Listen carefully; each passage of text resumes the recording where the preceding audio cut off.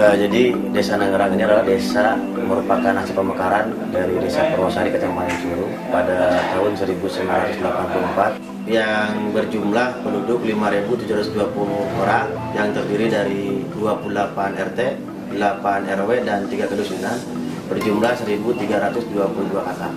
Yang mana desa kami ini adalah desa yang berkawasan yang berbukit-bukit yang sehingga masyarakat kami ini adalah kesulitan air. Kalaupun kami berusaha untuk membuat sumber air, sumur bor, terutama di wilayah Kerusahan Cibilik itu 200 meter pun nggak ada air.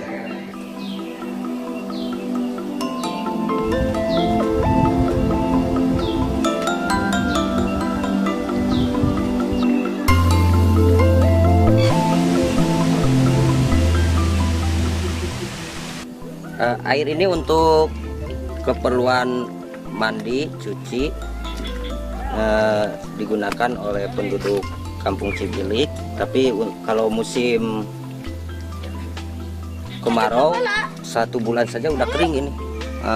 Sebagian besar kadang-kadang penduduk mandinya di sini nih, di kolam ini. Kalau ngantri misalnya mau nyuci gitu bisa berapa lama, Bu? Oh, ke air jam 7 pulang jam 10. Ibu kalau mandi di sini? Jaraknya dari rumah jauh atau dekat, Bu? Jauh di atas. Nah, ini air ini digunain untuk apa aja nih, Pak? Buat minum, buat nyuci, Mandi? mandi, Di mana, Pak? di sini. Oh, di sini juga.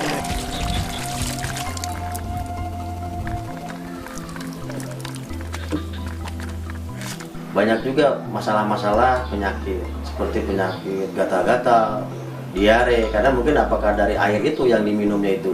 Kemudian juga buang air besar sembarangan, karena jangankan di rumah ini ada MCK ataupun ada tempat buang air besar ataupun mandi, karena airnya itu nggak ada. Adapun bantuan misalkan kita bikin MCK, itu pun karena air nggak ada, MCK itu airnya tidak bermanfaat. Jadi masyarakat mungkin sebagian besar itu buang air juga kemana saja lah, ke kebun. Pengen ada air besar di sini. Membuat suatu ajuan proposal baik ke pemerintah daerah dengan ke pihak ketiga kepada Aqua melalui CSR-nya. Ada sumber air dari Balai Taman Nasional Gunung Gede Pangrango itu jaraknya 13 kilo. Pada waktu itu kami dipanggil dulu karena multi pihak, ada pihak Kementerian PU, kemudian dari CSR Aqua dan pihak kabupaten, dinas kesehatan, karena menyangkut itu. Kita ada kesepakatan. Pada waktu itu kami sepakat bahwa pemerintah desa siap. Tetapi kami bayar bukan dengan uang. Akhirnya kami bayar dengan tenaga, kalaupun itu dihitung hari kerja, HOK. Kita memulai kegiatan kita dengan yang namanya sosialisasi program di masyarakat. Kemudian ada yang namanya pembentukan tim kerja masyarakat. Pembentukan tim kerja masyarakat, setelah mereka terbentuk kita memberikan pelatihan kepada mereka, baik itu pelatihan keorganisasian maupun pelatihan teknis untuk persiapan pembangunan sarana. Nah, kemudian kita waktu itu juga membawa masyarakat untuk melakukan studi banding ke Cibugel, Sumedang, khusus untuk mempelajari tentang sanitasi. Diameter berapa ya, Pak? Diameter berapa ya, Pak?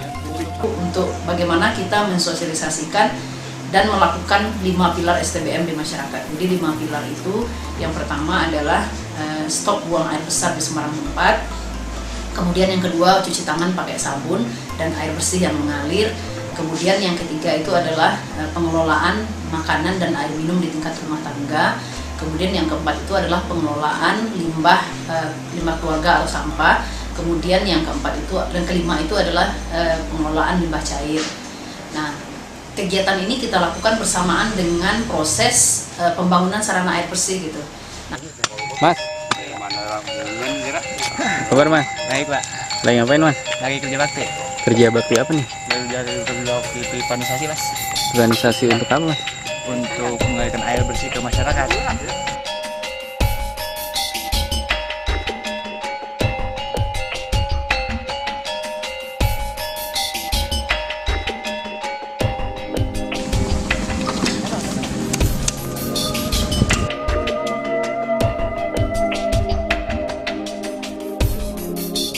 Program kita untuk bidang hygiene dan sanitasi, kita adalah itu adanya pelatihan untuk kader Posyandu, perwakilan Karang Taruna untuk materi-materi tentang pendidikan hygiene dan sanitasi. Nah, setelah pelatihan itu kemudian dilakukan yang namanya coaching. Coaching itu kegiatan rutin pembinaan kader setiap bulanan sebagai persiapan kader untuk melakukan promo edukasi kepada orang tua balita di Posyandu dan di kegiatan-kegiatan masyarakat lainnya seperti majelis taklim, arisan dan lain-lain.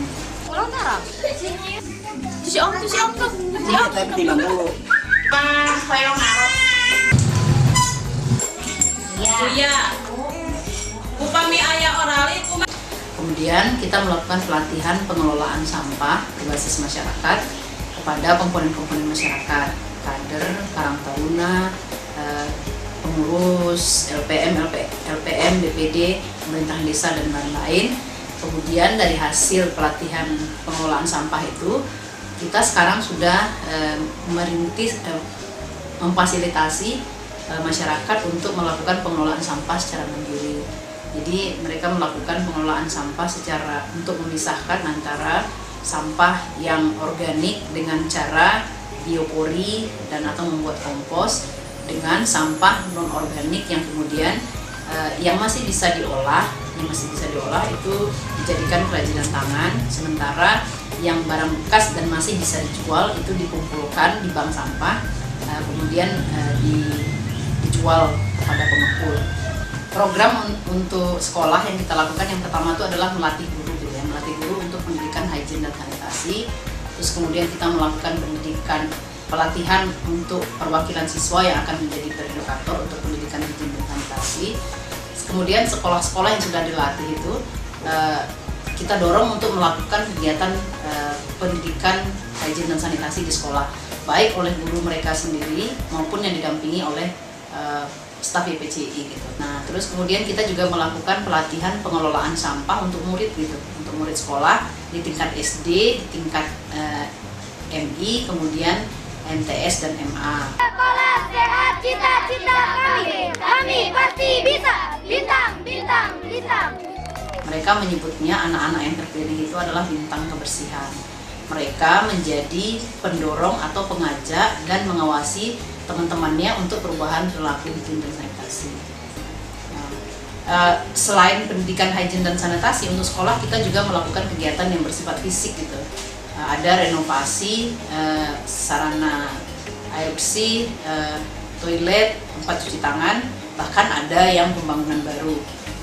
Jadi kita melakukan pembangunan tempat cuci tangan di 2 SD, kemudian di 2 MI, terus kemudian kita melakukan renovasi untuk sarana jamban toilet di 2 MI sama di 1 SD.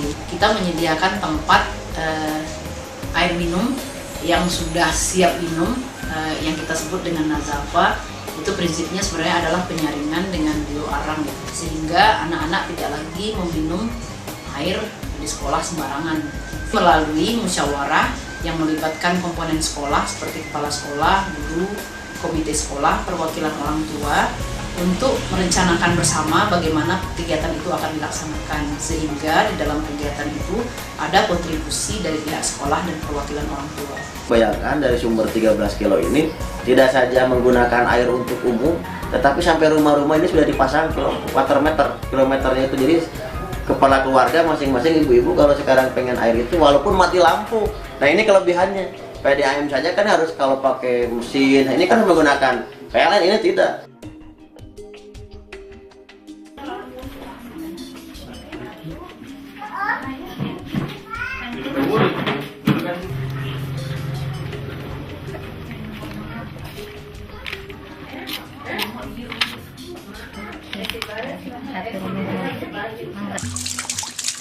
Assalamualaikum. Apa kabar Pak? Baik, lagi ngapain Pak? Oh, lagi cuci tangan.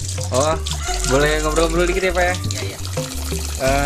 Sekarang airnya udah gimana nih Pak keadaannya?